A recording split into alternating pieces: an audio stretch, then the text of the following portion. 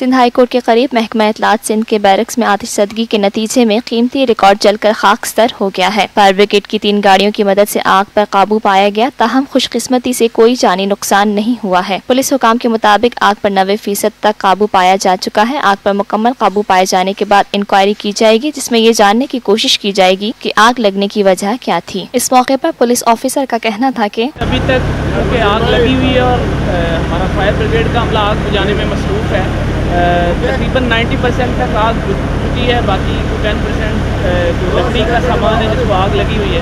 ابھی جیسے ہی آگ بجھتی ہے مکمل طور پر یہ آپریشن مکمل ہوتا ہے تو ہم اس کی وجوہات کو ڈٹرمن کرنے کی کوشش کریں گے کہ یہ کس وجہ سے آگ لگی، آیا کوئی شارٹ سرکٹ ہے یا کوئی اور وجوہات۔